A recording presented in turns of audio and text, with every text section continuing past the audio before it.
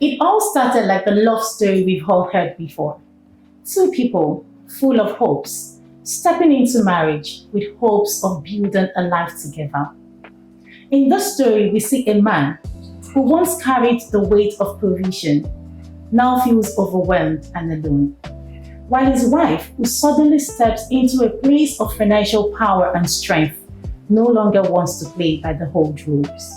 And right at the center of it all is a child, a home, a marriage quietly slipping into tension. Today, we are not just asking who is right or who is wrong, but we will be asking the other questions, which is, when money is involved, should love become a negotiation?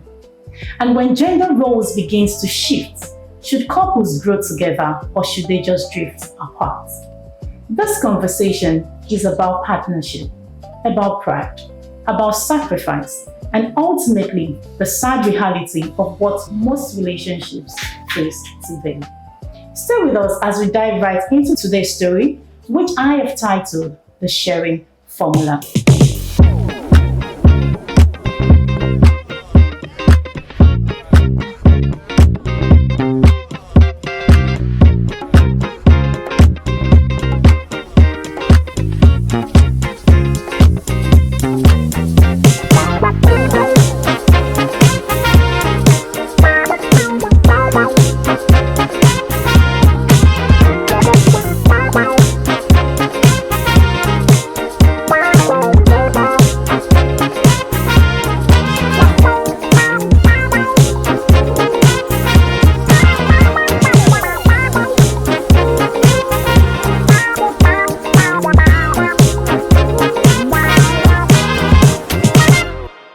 Welcome to the fourth edition of The Silent Killers of Marriage.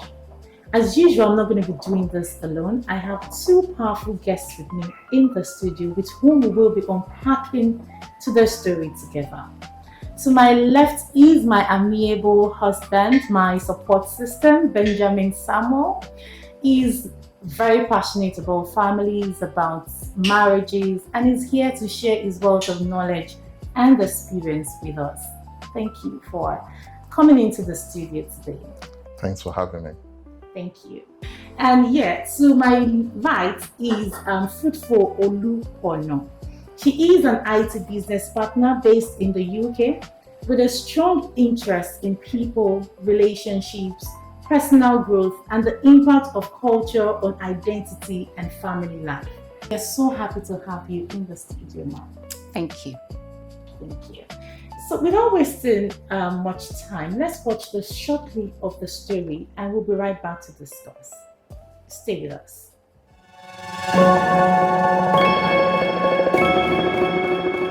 My name is Mr. Smith. In 2024, I married the love of my life, Jari Smith. Like most couples, we dreamed of a blissful and happy life together. I worked as a chef in one of Nigeria's hotels and provided for all our family's needs. When we met, my wife wasn't working, so she naturally became a full-time housewife after our marriage. I didn't mind, as my salary was sufficient for our family. We operated a joint account and I transferred money from it to cover household expenses. In 2025, we welcomed our first child. Hoping to give my family a better future, I decided to relocate everyone to the United Kingdom. Life in the UK was completely different, but I accepted it to keep things going. I took a night job so I could make more money. We opened another joint account and I regularly transferred my salary into it to pay the bills. As the bills continued to rise, I realized my wife needed to work too. The challenge was the cost of childcare. Fortunately, after a long search, she found a well-paying work-from-home job that actually earned more than mine. Problems started as soon as she began working. She expected me to babysit our son during the day while she focused on her job, completely overlooking that I worked nights and needed to sleep during the day. Her argument was always that she required full concentration to perform her work and couldn't combine it with childcare.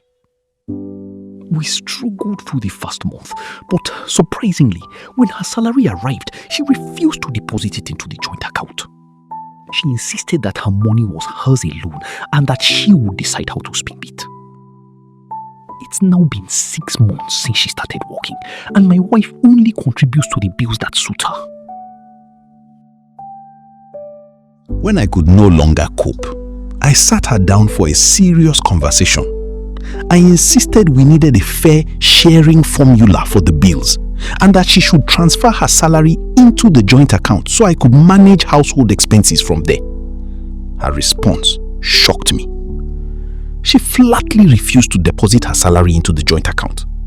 She added that if I insisted on sharing the bills, then we must also have a sharing formula for household chores, including cooking and babysitting. In her view, I should be man enough to handle my responsibilities while she takes care of the home. If I wanted her to shoulder part of a man's burden financially, then I needed to be ready to take on part of a woman's burden in the home. This has been her firm stance, and I can no longer manage financially. Her position has left me wondering, is this a result of our new environment in the UK? Or is this simply what modern marriage has become? I need honest advice before I completely lose patience with my wife. Welcome back, viewers. You've seen the story. This is the story of one of our followers who has reached out to us to say he wants advice on how to resolve this issue between him and his wife. So to my guests, I don't just want us to give advice.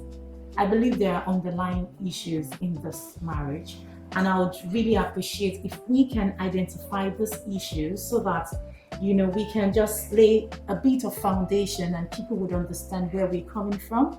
And the first question goes to you, actually.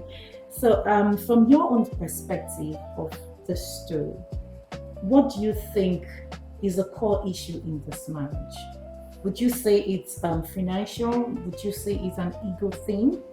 Would you say it's cultural, or it's based on the change in environments, considering the fact that they moved from Nigeria to the UK? Or would you say it's a combination of everything? What do you think? Thank you. I've seen that video. It's not shocking, but it's a rich observation about what is happening in our environment. It is happening every day. It's happening in this world right now. So, and it actually speaks to the intersection around migration, pride, and so many things, especially and money, exhaustion, and so many things that are in between. So for me, I wouldn't say it's a one thing. When we start to talk about issues that happen in a marriage today, there is always an underlying issue. And most of the time, from personal experience, when it comes to relationship, I think it is something that is coming from a deeper mindset issue. It's not a cultural thing. It is more of a mindset. But it definitely is the offshoot of so many other things. So you're saying it's a mindset? It is a mindset. It's about mindset is not in isolation. It doesn't happen today. Okay. It is basically something that is generational. It is history. It is ethical. It is basically what is a lot of things help the childhood, and there's a lot of trauma that needs to be unpacked to be able to understand exactly where the couple is coming from. Okay, thank you for that. Do you agree, or do you have a different opinion? I think I agree in the sense that I think it's a combination of both. Both. When you say both? Yeah, I mean mindset, and I think financial trigger here. Okay. I think so. Let me just put it that way, because when you look at it this way, one thing from the video that I discovered is that there is lack of proper communication between the two.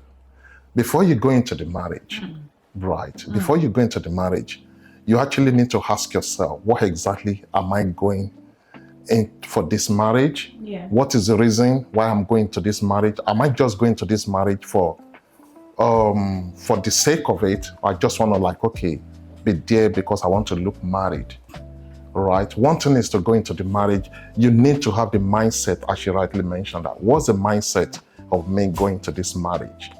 But one thing I discovered from that video is there is lack of proper communication there before they went into the marriage. Okay. I beg to disagree a little bit because Okay.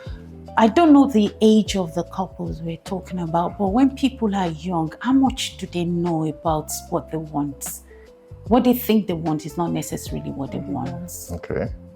And communication is also evolving. Who are you speaking to? Because the man is communicating to the wife he married 2 years ago, not the wife is married to now. No. So you're saying that the communication might have happened 2 years ago. Yeah. But then she has evolved, the man has evolved as well, and things have changed. I think, yeah, and that word being changed, things will continue to change. And while I don't know the age of the couple that in question, I think it's also fundamental that Yeah, people young get couples. married when they are young. And no one tells us that you will change over the years. You will become more matured, you will grow, and you can outgrow situation, environment, and even yourself. Okay, so I think from what I'm getting from both of you now, it's more of a mindset thing and more of change management thing. Are we able to manage change? Good. Are we able to manage change? Okay. So that takes me to my next question, and I'm coming to you, sir. So to what extent does relocating from Nigeria to the UK, or from one place to another, it could be from anywhere in the world, to what extent do you think it reshapes marital roles and expectations? And the second part of the question, should couples simply adapt naturally, or should they intentionally sit down and redefine roles together? I think that's a very good question, actually. Relocation will always reshape marriage significantly, right? Most especially coming from Nigeria to the UK, where we are looking at, okay, cost of living and, high cost of almost everything in the UK. So the fact that you are relocating to another country, that alone is going to put a lot of pressure on the couple. So one thing I believe they ought to have done is like, when I mentioned about proper communication, two of them ought to have maybe sat down together, think about what exactly are we going to get out of this marriage. We are going from Nigeria to the UK, right? So there will be so many things that will change in their finances, even in the way they communicate, because they are coming from Nigeria, where everything is just going to shift to a new environment, and financial is going to be number one pressure. They are both going to be facing there. So, but for them to be able to resolve this issue together, they need to have proper communication. How do we tackle this together? Right from the start. Not after maybe wife is earning more than the husband or vice versa. So they need to both know what exactly they are getting themselves into the moment they relocate or shortly before they leave their country. But can you have the full picture before leaving? Is it possible you have the full picture? Because this terrain you've never been to, a place you've not been to, you don't know what actually happens there, what works and what doesn't. So how do you have that full conversation before relocating? I want to believe before they both decided to relocate, one way or the other, the husband or whoever left first must have an idea of, okay, this is the territory I'm going into. They move together. They move together. Okay, now moving together, this is where they both need to sit down and do their homework. Okay, who is doing what? And as soon as they relocated now to the UK, they both need to have a clear understanding of who is doing what. In terms of like, okay, if I'm working at night, you're working daytime, who is doing what. So we both need to sit down and have a clear understanding of our roles. Nothing is gender-based here. Nothing is gender-based. Nothing is gender-based. Do you agree? Right? When you say Man nothing will is always be gender-based. like, okay, I want to be the head of the marriage. I mean, head of the family, Yeah. which is standard. But now when you relocate, you need to start having a change of mind. Sorry to cut you. So you're saying nothing is gender-based in the UK, but Yes. it could be gender-based elsewhere. My opinion, I don't disagree with you that relocation exposes the assumptions that couples have before they relocate. You know, and it also triggers a lot of the conversations that they never had or they never thought they needed to have before they got married. And I'm looking at this couple. The husband was a chef. He didn't know the kind of job he was going on. Nobody eats African cuisine. Not a lot of people eat African cuisine in UK. The wife was home-based. She was very good. I don't know what her background is, what education she had or what skills she had, but she was fully committed to staying at home. But was that because she didn't get a job, or was that because she just decided that I love being a mom or love being sit-at-home wife? Because we don't know the wife before she relocated. Yes. We don't know her ambition, her skills, her education, and what she desired in life. Desire pushes people into many things. And a lot of people have American dreams when they are relocating. They usually think things are going to work out. You have to be very positive, otherwise you will not take the first step. Exactly. So it's not until you move here and the reality starts to settle in, that's when you start to now step back and rethink, how do we now navigate this new situation that we are in? I'm really going to be very positive. I admire the man because he probably genuinely loves his wife, he genuinely loves his family, and he wants to grow. But growth doesn't come the way we usually think it is. Growth is quite uncomfortable. It triggers the fears that we have, and we have to confront those fears, and we have to make sure that we understand the underlying motivation of the things that we are asking for. Okay. I just think that relocation, the new environment, is requiring them to have a new approach to change management, and they haven't really had that. They don't know what to do with the new situation. I agree with you, but I just want to chip this in quickly. You know, before they relocated, they were managing their finances in a way, one way or the other, and they were comfortable. Right. So this is where I'm just going to go back to what I said earlier. Were they Communication. comfortable? Were they comfortable? I think they were comfortable. So Yeah. financially, Financially, they were comfortable. that is the version of the man. Yes. So now, coming into a new territory, right? This is where they both need to have a clear understanding. How do we manage money? Who does what? How do we keep this? How do we keep that? So they need to have clear roles, right, in a new territory. This is a new environment for both of them. Okay. I like what you just said now. So you're looking more of financial. Yes. Yeah. And I'm still going back to the gender roles thing. Okay. So now they're in a new territory. Does the traditional idea of a man's role and a woman's role, does this still have a place in modern marriage? Can you help this couple? Because for me, I think the man is more of a traditional person who feels, take for instance, let me just give you a scenario here. The man, from this story, the man goes night shift, comes back home. You would expect that he should be sleeping all day. Then the wife, who is working, works till maybe 6 or 7 p.m., returns home, and the man is expecting that my wife should still come and cook for me to eat before I go back, before I leave for work. So this is where I'm struggling with the gender roles thing. I think for me, right, because the fact that the man is working at night, it should not take the fact away that, okay, he has a duty of care towards his family, right? Okay. We have to take that into consideration. The man, as the head of the family, has a duty of care to ensure that, okay, he provides for the needs of the family. But one thing we actually need to take into consideration here, it comes back during the day.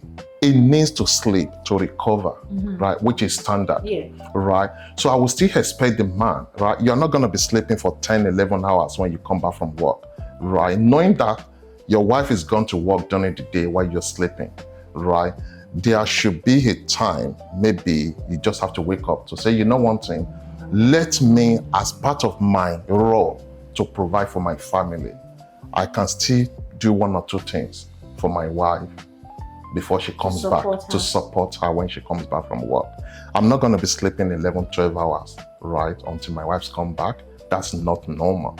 So I will still expect the man to play his major role to show that, yes, despite the fact that I have to put food on the table, I have to ensure I provide for the family, I still have a duty of care to ensure that, okay, my family is well looked after. And I'm talking about the wife here.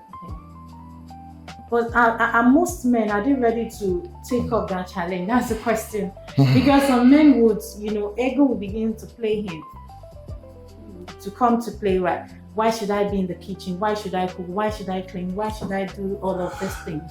For are me, most men ready to, me, I can only speak for it's frustrating for a woman. I can only speak for myself. Let's be honest with ourselves. There is nothing bad seeing a man, a married man, happily married, cooking. For me, it's fun, it's sexy, it's beautiful. It's something I would like to learn or maybe to do more of. Knowing that I'm cooking for my wife, right? It's something I would love to do. It's something I've been doing. So cooking in the kitchen is not gender role. It's not gender-based at all. Do you agree? If I go back to that question, we're talking about culture, and I see that a lot of people relocate physically. They don't relocate mentally. And that is my genuine opinion.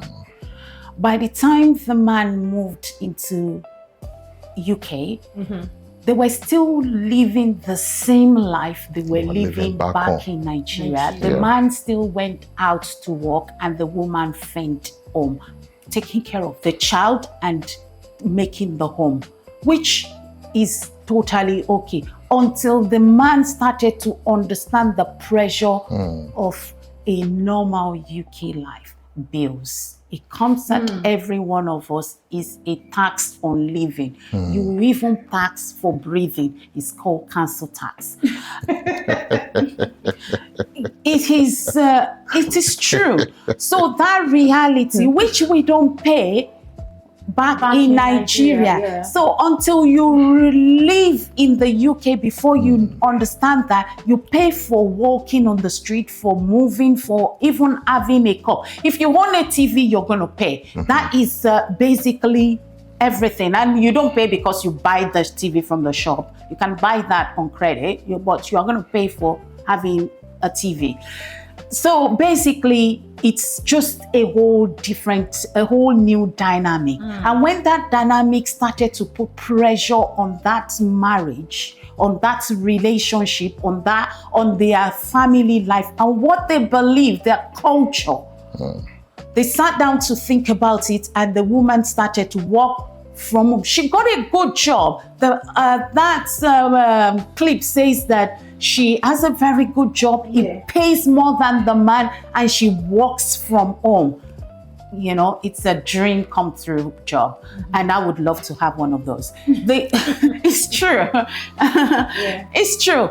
However, the man did not consider that when somebody has got a job and that pays that much, it will require your mental and your physical.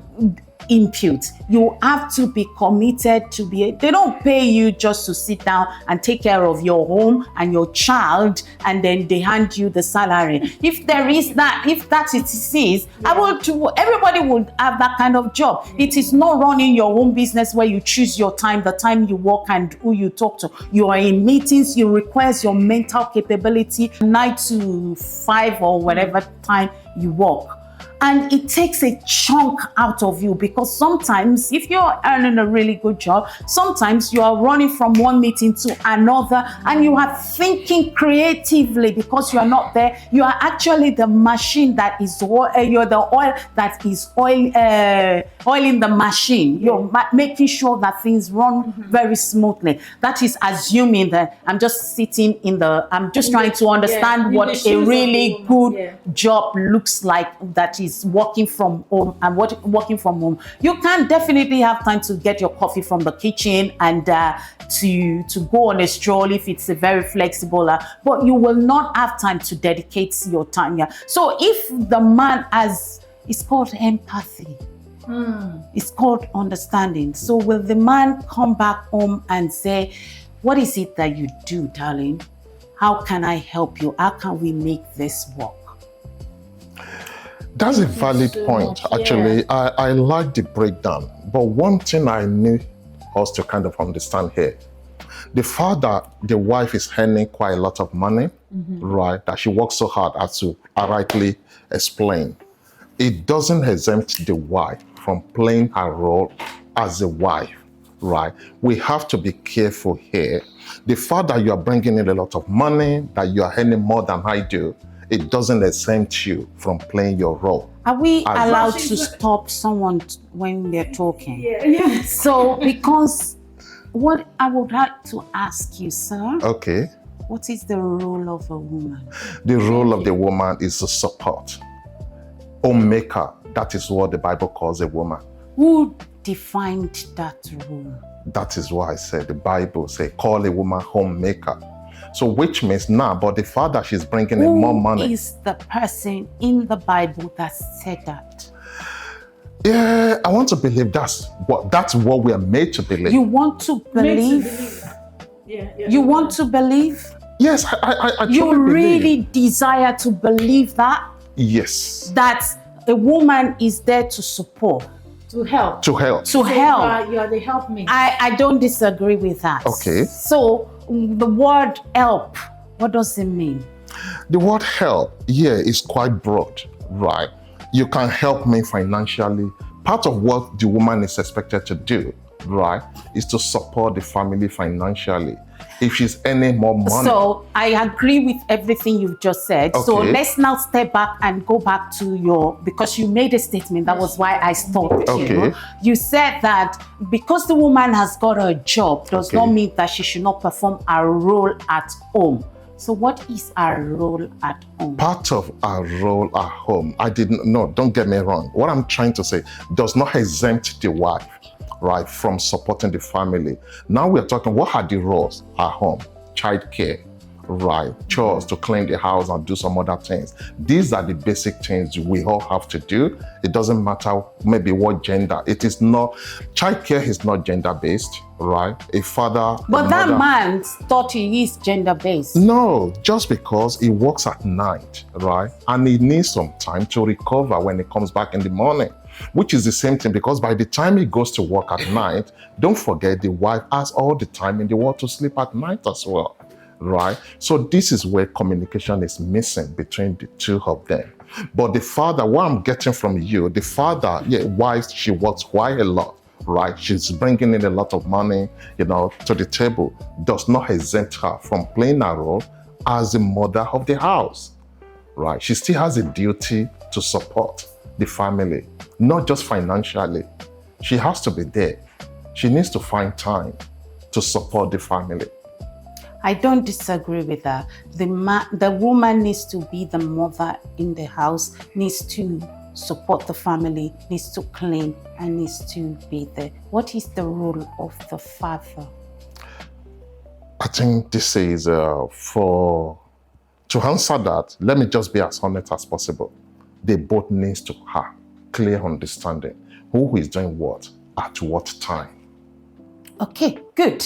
So now that we've clarified that there are chores in the house, there are bills to pay in the house, there is no one owner, there is no very rule, there's no a ruler that would divide and say, this is what the man must do. This is what the man. I think we are getting somewhere now, because we can maybe help this couple and many other couples that are out there that are finding and having friction when it comes to roles and responsibilities that has been designed just by nature, and but for the fact that we wake up every morning, we wear clothes, shoes, and we get dressed, go out, have conversation, eat.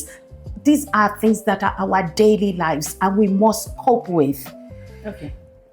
And people think that once I do that on my own, I can come back and dump it and there is an Abigail at home who will take care of that. Who will take care, Okay, all right. I like where we what we've agreed on something now. There is no gender-based role.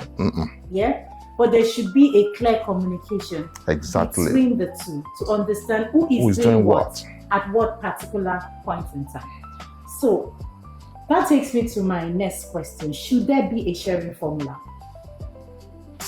Should there be a sharing formula for financial income? In a dual income marriage like this, what do you think is the healthiest balance?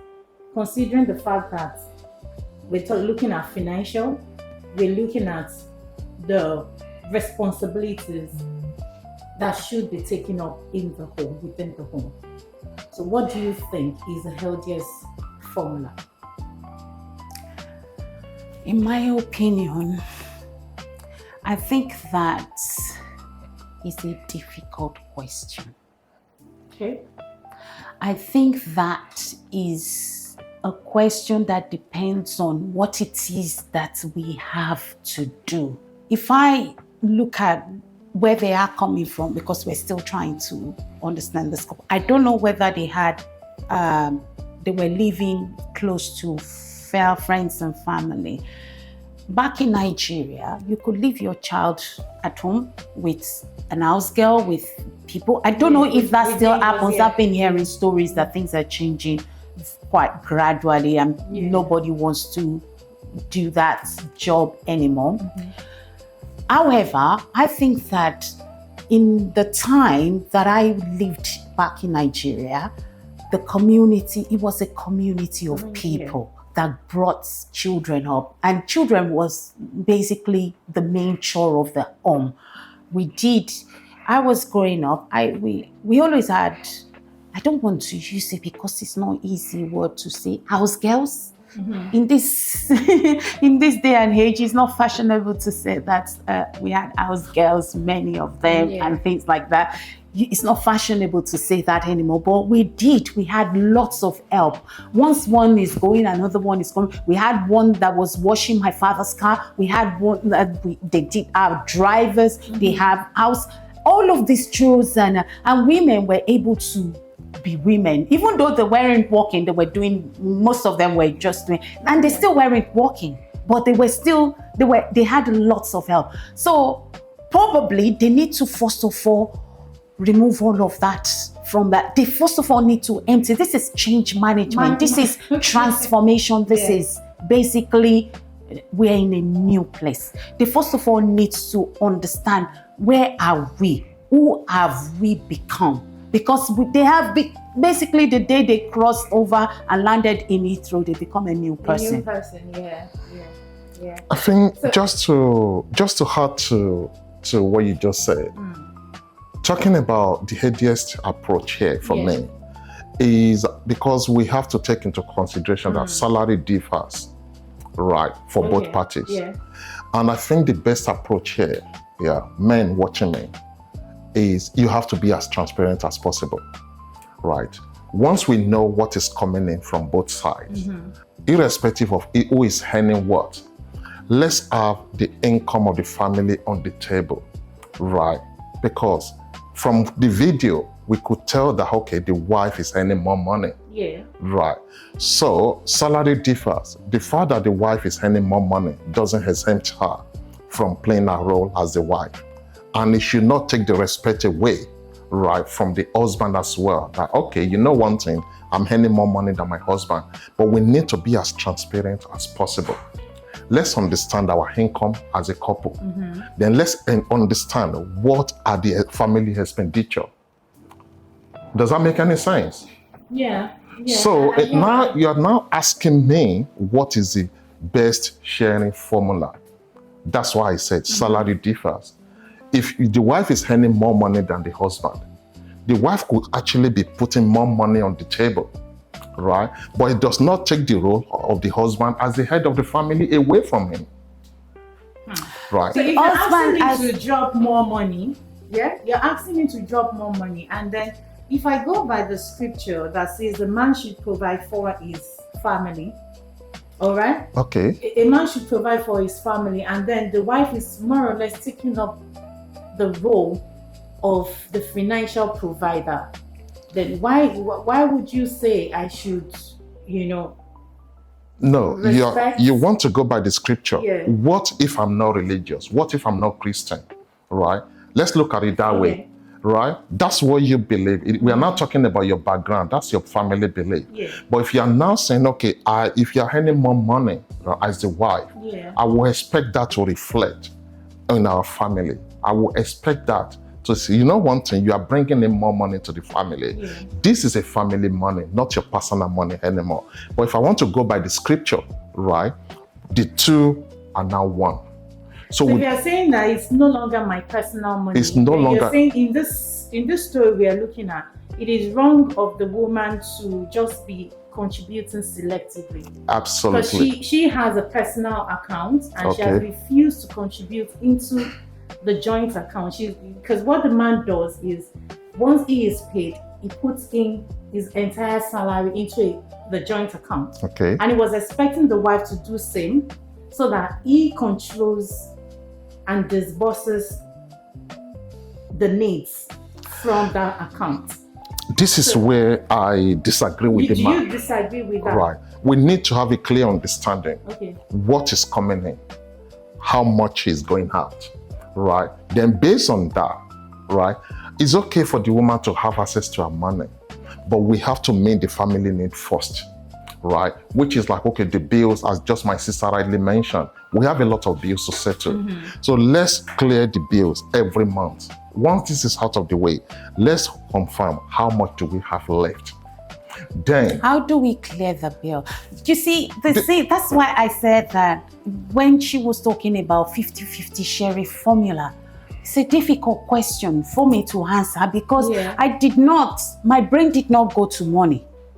My brain did not even go to money at all. What is the sharing formula? Is it just the finance that we want to share? No, or just and the chores and the things and everything, the taking the kids to school, there is taking the kids to playground, there is the social aspect of it, they have swimming, they have football, they have all of these things. There's just so much. And if it is just financial commitment, I can throw money at it also.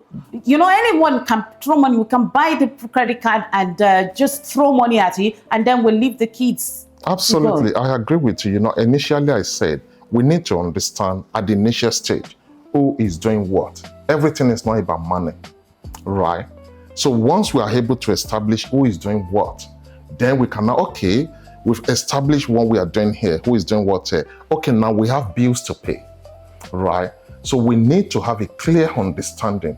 How much are we bringing in as a family, as a couple? So now it's okay to have joint accounts. But from the story, the husband is putting 100% of his income into the bills, to support the family.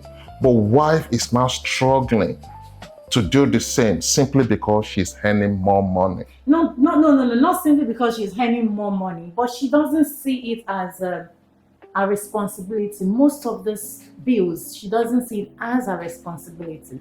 So she chooses and pick what she wants to cater for. The reason she didn't feel, what I got from the video, we all watched this video. Okay. What I got from that video was the wife in a way, I think is passive aggressively expressing a frustration by not contributing to the bill. I could see that the wife could contribute to the bills if she felt that the husband was also pulling his weight when it comes to the home care. So our reasons for not contributing to the bills as the husband expected is because the husband was not meeting the expectation on the home front and the other. So the woman is saying, when you were footing all the bills and I did all of the chores, we were okay. So now that you were footing some part of the bill and you want me to still foot the bill and still, that's when it is not okay. And I wish I was that woman. I have a very strong voice like that, you know. I'm not saying that the husband, it's just that, where, you know, if we now go back to the beginning, what I said, it's a mindset thing. It's a culture thing. How did they live before? What is it that both of them needs to transform? It is not communication. I don't see their problem. I think it is in the who we are. It is understanding, it's empathy, it's stepping into the other person's shoes. Yeah. It is, maybe most of the time, empathy has become a cliche that we use a lot. We throw all these words around because people use them, but we don't really understand what it means. It's called sacrifice. It is called becoming another person, just getting into their head and understanding what it is that they are feeling that they are not saying. And until we understand that, we will not be able to survive this bubble called marriage.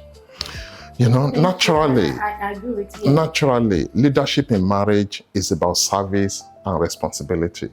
I do not agree that as the head of the family, the husband should be the one managing the joint account. No, it is called joint account for a reason. Both parties should have both manage it. access to the money. It is called joint account, right? So if you really want me to trust you, right, as my wife, right, when you bring in the money into the joint account, I have a duty of care. I have to be as open as possible. I have to be as transparent as possible. What exactly am I doing with the family money, right? But if you are giving me any doubt of mind, As a woman, yeah, then there's gonna be a problem. Maybe that is something the woman is scared of, why she's not putting all her eggs in one basket. Otherwise, I like what you've said. Scared of.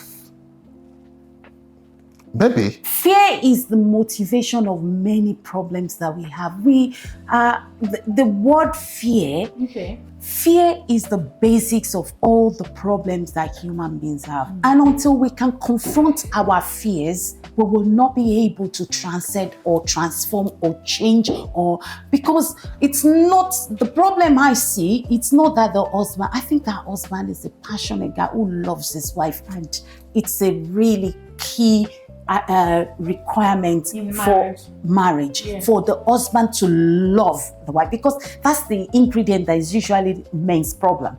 But when it comes to fear, when fear starts to filter and you are using all the right language, when you say communication, I think you're really good at it because you're using the right language. Trust, fear. Those are the two ingredients that I think is missing in that marriage. Two ingredients.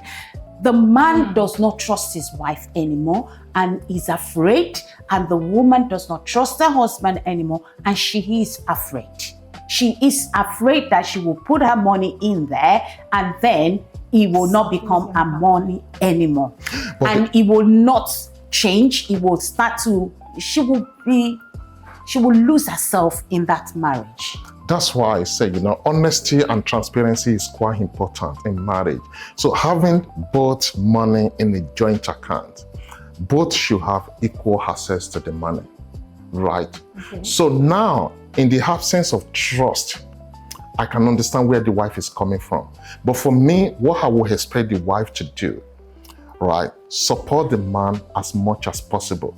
If truly you love your husband, right? The bills, the expenses, everything the money is spent on is for the family at the end of the day. It's not just for the husband. So they both need to have understanding of what exactly are we spending our money on. I don't think they don't have understanding of it. The woman's problem is that I don't want to contribute to that because I'm already contributing to this. I get that. Okay. So let me just go straight to the next question. Okay. So I liked something she said when we started, that it's a mindset thing and it's more about change management. When they left Nigeria, they probably did not, realize that this is a new terrain, new rules apply. They need to sit down, they need to talk about it, and balance things out. It takes me to my next question. Yeah? Is it fair to expect equal financial contributions without equally adjusting household and childcare responsibilities? Is that question? Do you want me to? Yeah, because what she is saying is that the woman does not want to contribute to the financial aspect because she's already taking care of the home. So, and the man is expecting that because she earns more, I expect more from you, and I still expect you to be that homemaker, to take care. So is it fair? Is it fair on the woman? And I'm sorry, can I just say that there is something that even in that question when you were talking about it, you said that it's a new environment. Is it new? Is it new? Because even back in Nigeria where they are, I think people just don't talk about this thing because they accept it. Is it what they want? Is it how they want to live? Or is the environment that forced them to do that and they are basically enslaved to their situation? The woman now, because, looking at this story, back in Nigeria, the man was the sole provider. Why? That's the big, and I keep asking that question. Why? Why was the man the sole provider? The sole provider? Is it that they didn't need more money? They didn't want more money? And I think the woman that chose to be, or the woman chose to be a sit-at-home mom. Yeah. Why? Because that question has not been answered. Why? Is it that she's just comfortable to just be the gossip of the environment and all of that? I don't understand it. And just to be taking care. Some people like it, but they usually probably have some side business that they are running. Yeah. Joint account for me.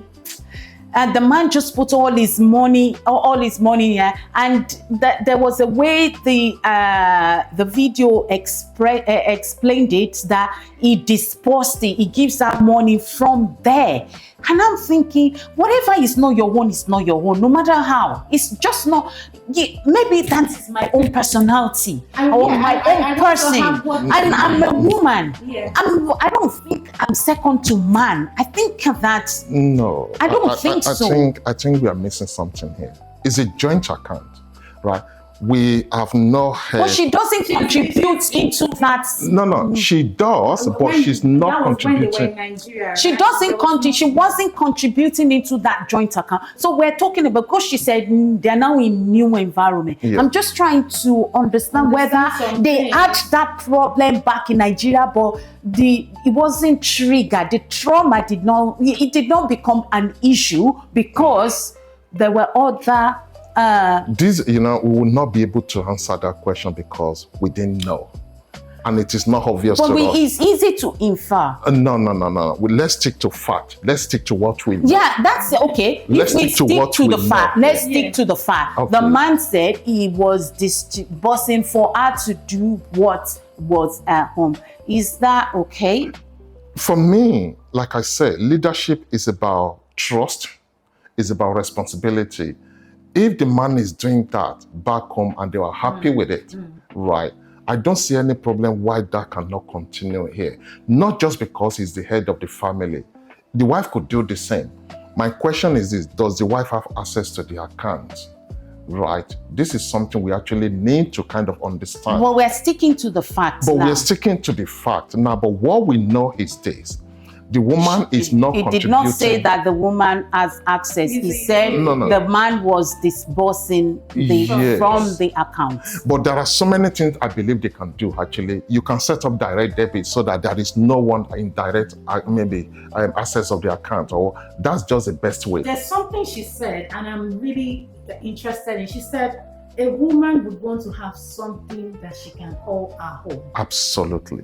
We have a mind of our own. Absolutely. Yeah? We are not second to a man. So why should you run my account? Why should you run my money for me? Back then, she accepted it. So she's saying that there are some issues that probably wasn't addressed then, or she just took it because I don't have a choice. I think the purpose of having a joint account is to manage household bills so that we know what is coming in, what is going out. So if there is transparency between the couple, You believe a joint account? I believe a joint account should work so that, okay, at the end of every month, this is how much the family is spending. At the end of every month, this is how much the family is bringing in. Why is it called a joint account when he has one contributor? It could as well be the man's account. No, from this story, the wife is not contributing And enough. back in Nigeria, Okay. it was It the was man the the sole contributor. Maybe Now, it was yeah. the only one working there. It wasn't maybe, it was the only it's the only one working. Earning But now money. that is joint income here, it's joint responsibility at the same time. We have to take that into consideration. So now what is missing here now?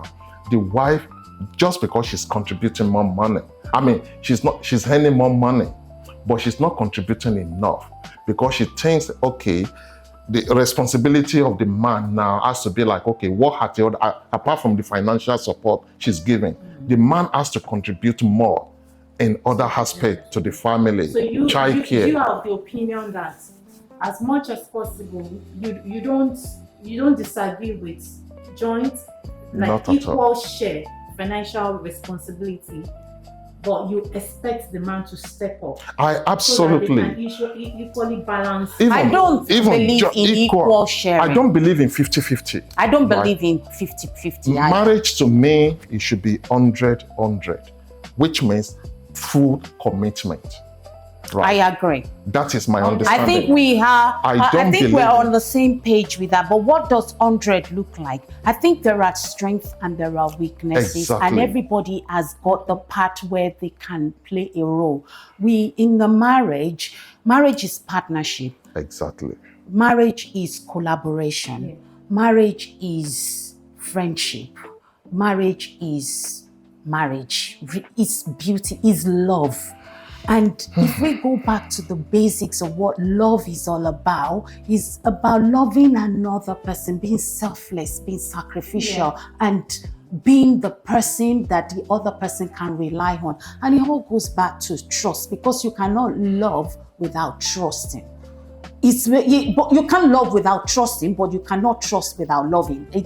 They both work one way. I don't know if I'm saying it correctly and if people are getting it right now. However, I think that I will help you when you are weak. There is this song that they sing, when you are weak, I am strong. And when I think I'm not going to try to be the singer here, but I think everyone gets it. You have to be able to support me when I am not able to shoulder that. And I think that, and I'm not saying that the woman is right or the man. I think the woman is passive aggressively expressing her frustration to her husband, and he is not hearing what she is saying.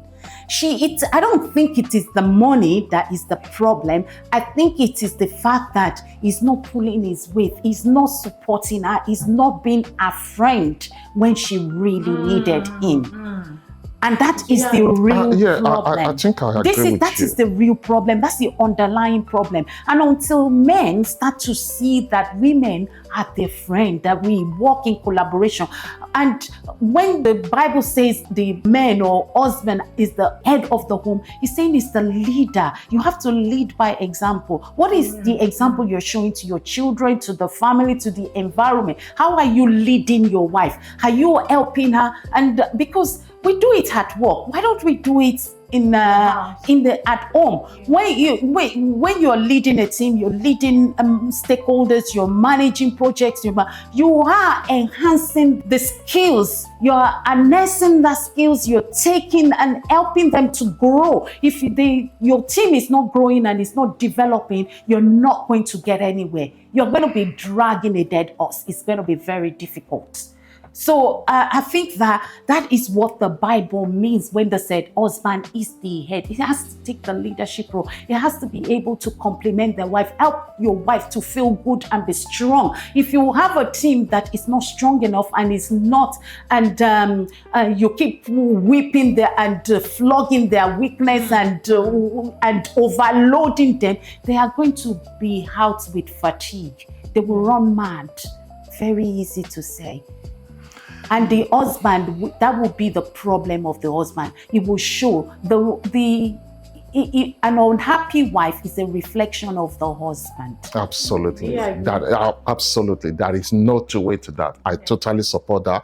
But where I think the man is getting it wrong here, and my advice for the man is this: the fact that your wife is earning more than you, right, and you have the odd day to sleep, it does not exempt you from carrying out your duty as husband at home. You want to lead by example, agreed. But what can you do? How can you do that? There are so many things you can do by, doing the school runs while your wife is busy working, and some other things you can do. Cleaning, it is not gender-based. There are so many things you can do as the head of the family. For me, this is what I do in my house. There is nothing my wife can do at home that I cannot do. Right? I can look after the children. My wife was away for 3 weeks. I was looking after the children on my own, right? So for me, I really want to spend quality time with my children, even while my wife is busy working. That's why you see most of our parents today, right? You see more of landladies than landlords. Because, and what do I mean by that? You see that even men, sadly, they leave this world, way ahead, earlier than their wives. Yeah. Which for me, I actually want to stay beyond. Then we get to enjoy their pension. I want to enjoy my pension. I want to enjoy my life. I want to spend quality time. I want to go and do omongo. I want to go and look after my grandchildren together with my wife, right? So when men are not spending quality time with their children, thinking it is gender-based, this is where many of us do get it wrong. So I totally agree. The man should do more to help the wife. Even when it's working, he needs to step up. Exactly. Yeah. So, in summary, I don't believe in 50-50. I believe that it's a collaboration. I think that if I have the money and we need this at home, I think I should make it happen. And my husband should not leave me to run out of my energy every day just to fund and I think there's something you also mentioned. I don't know. You mentioned about trust. Okay. Yeah. It just dropped in my heart that if there is trust, if you make your woman to trust you 100%, she wouldn't have issues giving you everything she has, because she believes that you are truly leading. She believes that you will look after her interests. Yeah? I believe if we imbibe that, the culture of making your woman trust you, and then the woman also, vice versa. I think the issue of sharing formula may not even, when I say trust, we've agreed that there is nothing there's nothing like gender-based role, we've agreed. We've also agreed that when it comes to financial, we should just show love, put yourself in the shoes of the other person. And I want to believe that if a man truly leads the way he should lead, a woman might surrender everything she has and just say, you know what, I trust you totally. I think I have a quick response to that, and I'm going to be as practical as possible here. This actually happened to me, and I'm going to put the host right on the spot here. Just before we married, right? Okay. Talking about trust, this is really interesting. Maybe you just have to allow that to happen naturally. Because I believe my wife trusted me just before we married, right? I remember I was in Nigeria for maybe about 5-6 months, thereabout. Guess what? She was the only one going to work. I left the UK to spend quality time in Nigeria with her. Guess what she was doing? My wife, yes, she was my girlfriend then. She handed a bank card to me to manage, right? And I was directly in charge of every penny she was making. She trusted me with a bank account. She trusted me with everything. As a man, even though I had my own money, I did not for once abuse that trust, right? So for me, maybe that could be one of the reasons why she's here with me in the UK today. Who knows? That is up to me to answer that. I keep that to myself. But when you make yourself available as a man, when you try to prove to your woman, I am trustworthy, they will go to any length to give more than 100%.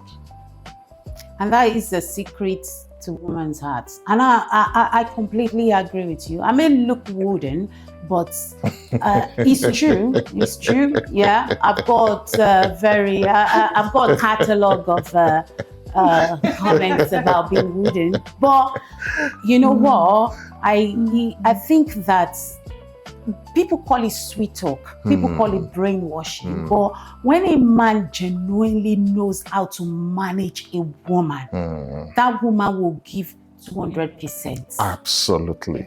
It's just being able to manage and navigate our emotion, manage and navigate our spiritually, because women are very spiritual, whether they go to church or they go to mosque, they are very spiritual.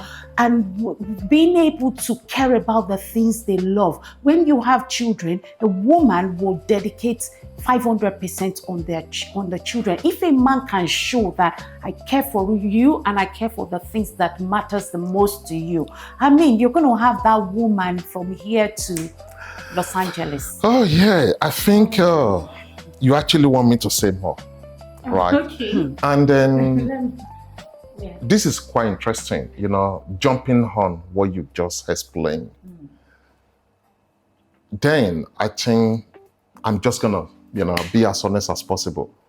My wife was going to office in Nigeria. This is me staying in Nigeria while she was at work. She was spending a lot of money to do other things at home. For example, she has to pay the dry cleaner. She has to pay someone to look after.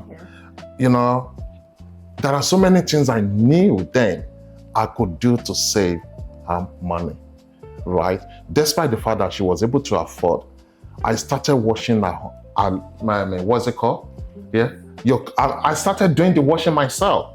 And the only thing I said to her was that, you know one thing, I know how much you are paying. I am more than happy to step up while you're off to work. I wasn't doing anything at home. All I just had to do, take her to the office and come back home and relax, right? I was the one doing her laundry. Then, in return, what did she do? She ended up giving me a bank card. Okay, now we know. Right? There is more to this story. Right?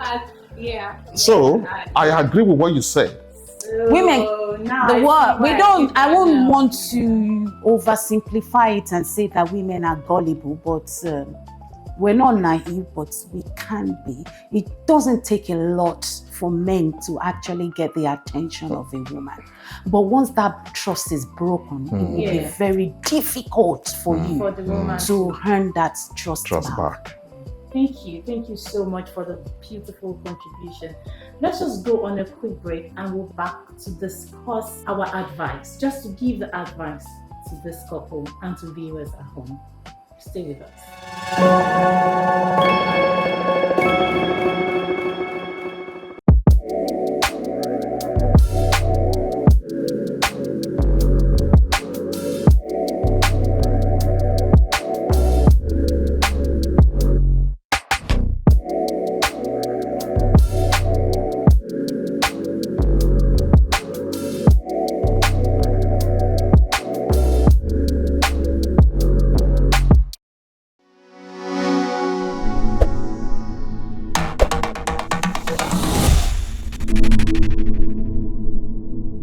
welcome back from that short break.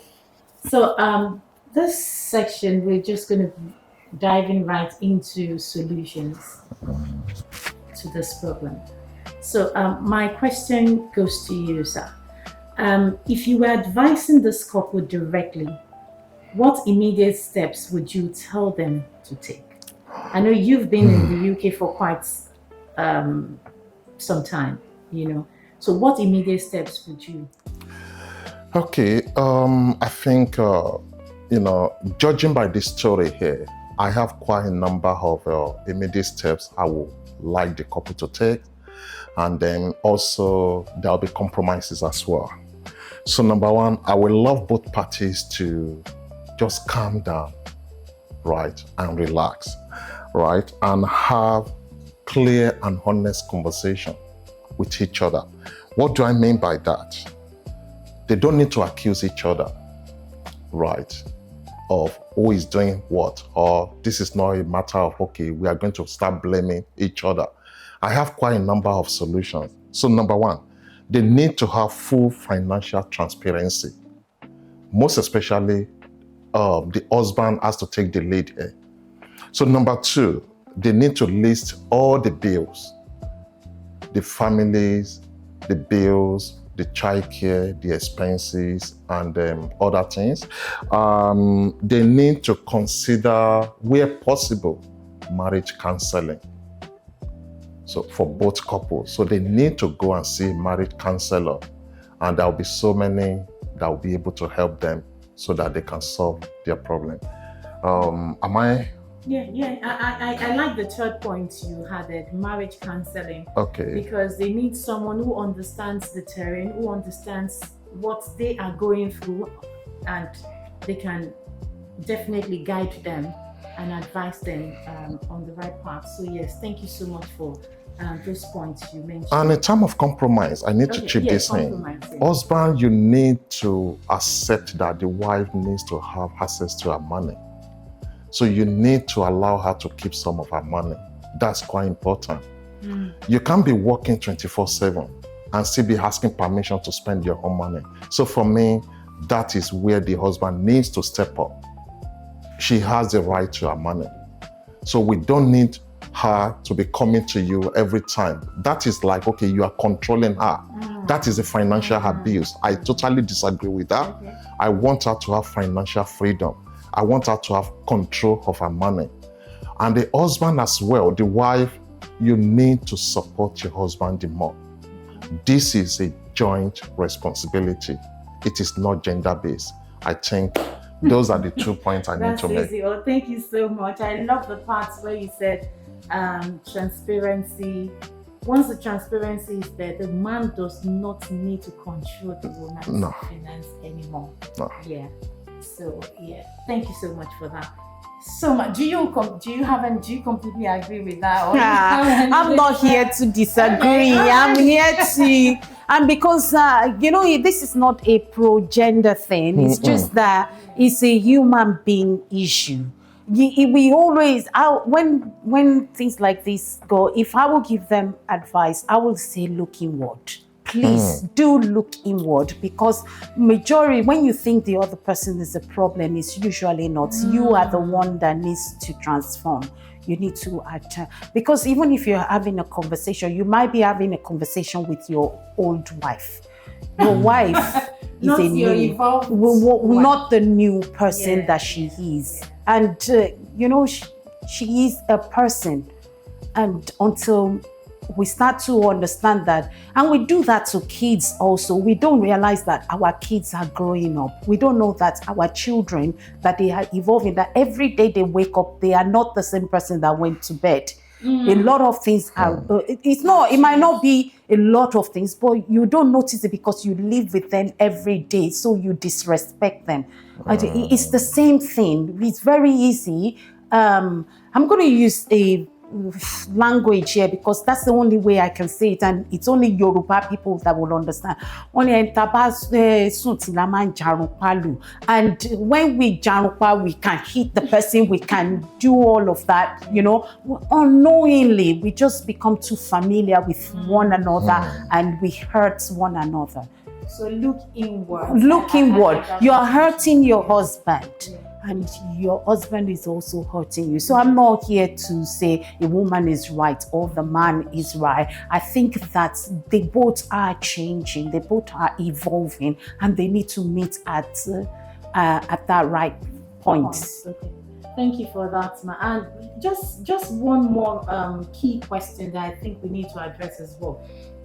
For couples relocating abroad, what should they learn from this story? What's your advice? Because I know there are a million couples out there who are still thinking of relocating from one place to another. What do you think you would say to them?